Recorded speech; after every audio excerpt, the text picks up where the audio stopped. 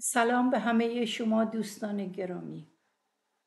57 سال پیش وقتی ناصر تقوایی از من خواست تا در فیلم آرامش در حضور دیگران در نقش ملیحه بازی کنم، هرگز گمانم نبود که امروز در غیبت فیزیکی او با شما سخن بگم. وقتی همسر گرامی تقوایی، مرضیه جان، از من خواست تا درباره تقوایی چیزی بگم، بلا فاصله بدون هیچ فکری صورت آرام، لبان متبسم و نگاه مهربان ناصر تقوایی در ذهنم نقش بست.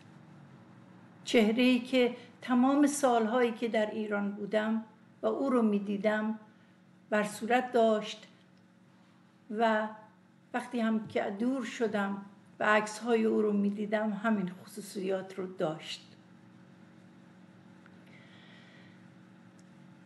من شاهد بودم که چگونه تقوایی در سخت‌ترین شرایط کاری برای پیشبرد هنر خلاقه و شریف کارش با هوشمندی شکیبا باشه، با صبر و حوصله باشه. واقعاً صبر تقوایی در برابر انجام کارهای خلاقش بی‌نظیر بود.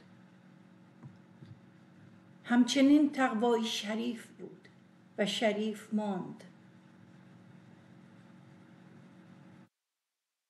و او از خود هنر آزاد و ماندگار به جای گذاشت.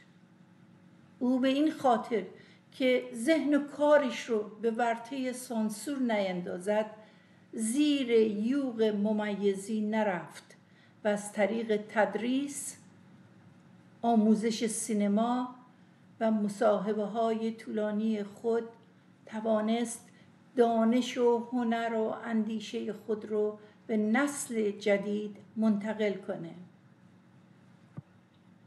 او مثل سایر هنرمندانی که تن به سانسور و ممیزی ندادند، با کارهای انجام شدهش نقش مهمی در رشد و پویایی سینمای ایران ایفا کرد و نام خودش رو در کنار هنرمندانی نظیر او در عاطفه فرهنگی ملتی به یادگار گذاشت.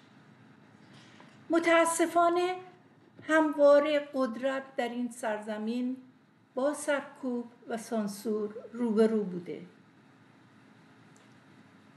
و چه هنرهای نابی که شکوفا نشده پرپر شدند.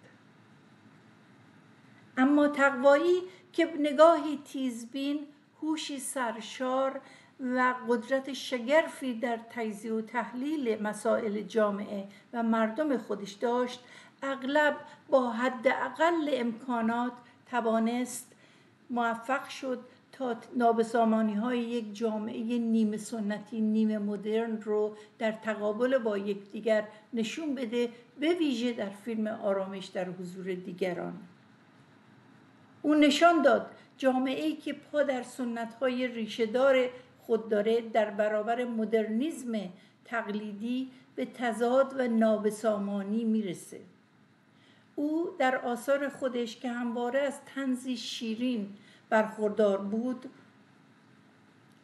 جامعه و آدمهاش رو مسخره نمی‌کرد، سرزنش نمی‌کرد. او اون چی رو که میدید نمایش میداد و در برابر قضاوت ما قرار میداد. تقوایی به کمک همسر هنرمندش مرضیه آگاهانه داستان پایان زندگیش رو کارگردانی کرد و ما میبینیم که دانش و اندیشه او در نویسندگی و در فیلمسازی نو به ثمر نشسته است. به خانواده محترم تقوایی و به مردم شریف ایران فقدان فیزیکی این هنرمند برجسته رو تسلیت میگم. ممنونم.